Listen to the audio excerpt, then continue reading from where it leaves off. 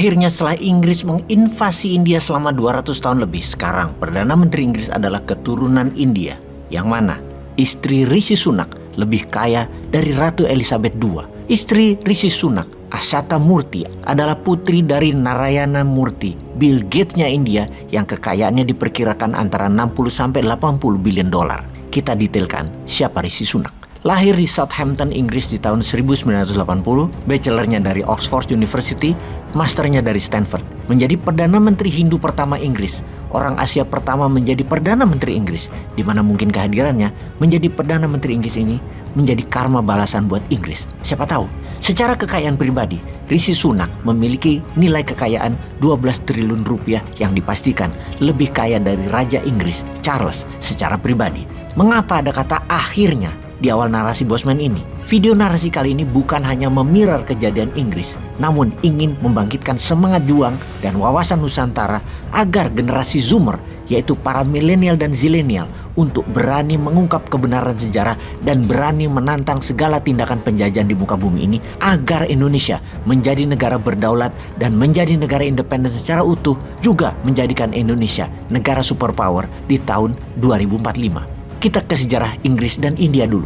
Ketika Inggris menjajah India, maka kalimat propaganda Inggris kepada dunia adalah "When British rule India". Ini adalah masa terbaik bagi bangsa dan negara India karena pembangunan terutama infrastruktur kereta api membuat India menjadi negara makmur seperti saat ini. Itulah bullshitnya propaganda, karena faktanya Inggris merampok India senilai 45 triliun dolar. Benar, setengah kekayaan dunia.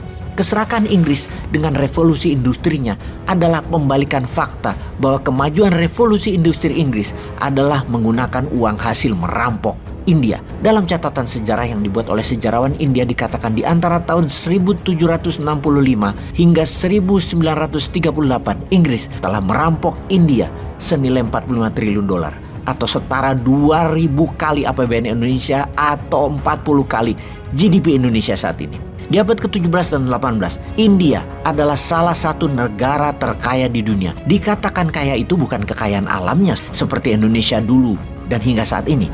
Namun kekayaan India sudah berupa material seperti emas, kain sutra, berlian, batu permata, dan banyak lagi teknologi tenun, metal dari India menjadi bahan dasar kemajuan revolusi industri yang diklaim oleh Inggris waktu itu. Juga hingga saat ini adalah berasal dari India. Ketika dipernyatakan bahwa Inggris merampok India, maka jawaban Inggris adalah Inggris memberikan India demokrasi, manajemen bernegara, dan jaringan kereta api, sebuah infrastruktur yang dibutuhkan untuk menyatukan India. Namun kita semua tahu harga yang dibayar India itu ratusan kali lebih mahal dari seharusnya. Penipuan dan penggoblokan atas klaim pembangunan infrastruktur di India oleh Inggris dengan harga mahal adalah sebuah penipuan sejarah dunia. Bahkan Inggris mengatakan mereka mengajari orang India berbahasa Inggris serta main kriket sebagai sebuah kecanggihan dan kebenaran atas perampokan yang Inggris lakukan terhadap India.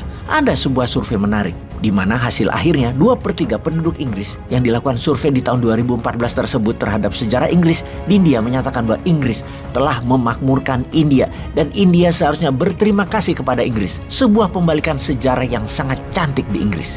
Jangankan rakyat Inggris biasa, Perdana Menteri Inggris James Cameron waktu itu ketika ditanya tentang penjajahan kerajaan Inggris atas India, Inggris sangat membantu India menjadikan India seperti sekarang menjadi makmur. Dan apa yang dilakukan Inggris 200 tahun yang lalu adalah sebuah kebenaran sejarah. Tidak ada pernyataan atas perkosaan rakyat India oleh Inggris. Tidak ada pernyataan atas diambilnya harta dan teknologi India oleh Inggris. Dibatasinya rakyat bergerak dengan hukum yang tidak adil. Pajak yang tinggi oleh politisi dunia juga sejarawan dunia. Semua itu tidak terbukti dan tidak mau diungkap. Dan semua sejarah berpihak kepada sejarah Barat. Dalam catatan sejarah dunia yang diajarkan di Barat, semua sama. Kolonialisasi Eropa juga Amerika pada saat ini adalah dikatakan tindakan mereka sebagai pembebas dari kemiskinan dan pemberi demokrasi. Sekali lagi, sesungguhnya itu bullshit lah. Aslinya, barang-barang India dibawa dengan harga murah dan dijual ke Eropa dengan harga mahal. Sehingga selama 3 abad, Inggris selalu surplus perdagangannya. Juga dengan India sebaliknya, barang India dipajak mahal di dalam negeri India sehingga Inggris untungnya double. Pembangunan kereta api itu sesungguhnya Inggris membangun untuk kepentingan dan kebutuhan Inggris sendiri. Namun India harus bayar mahal, sangat mahal sekali dari harga sesungguhnya. Semua rute yang disebut pembangunan infrastruktur itu sesungguhnya kebutuhan distribusi barang-barang ke Inggris agar lebih mudah. Revolusi industri di Inggris dilakukan dengan deindustrialisasi India. Dimiskinkan dengan tidak ada industri dan nilai tambah di India. Dipaksa jadi negara dagang saja yang lama-lama habis sumbernya, tidak ada lagi nilai tambah dari industri. Sama seperti saat ini banyak negara memilih industrinya tetap pakai Tiongkok. Negaranya pakai Tiongkok. Negara-negara menjadi terima jadi. Dalam jangka panjang pasti banyak negara jadi seperti India selama 200 tahun di bawah Inggris. India ketika dilepas Inggris di tahun 1947 adalah negara termiskin di dunia. Usaha keras India bercita-cita jadi negara superpower membawa India saat ini memiliki GDP 3.200 billion pada tahun 2021. 3 kali lebih kaya dari Indonesia yang baru mencapai 1.100 billion dolar. Usaha keras Narendra Modi contohnya patut dicontoh ketika dirinya menjadi pemimpin India. Kekayaan nasional GDP India adalah 2.000 billion. Naik 1.200 billion dalam 8 tahun pada saat dirinya menjabat. Pejabat Indonesia di tahun 2014, tahun yang sama, GDP-nya adalah 900 billion dolar. Sekarang naik 200 billion. Jadi dalam 8 tahun ketika menjabat dan mengelola negara, naik menjadi 1.100 billion GDP Indonesia. Iya, alhamdulillah, walaupun kita tahu 1.200 billion dolar dibandingkan dengan 200 billion dolar itu beda 6 kali lipat. Semoga yang nanti jadi di tahun 2024 bisa naikin jadi 2 atau 3 kali lipat ya, jadi 3.000 billion.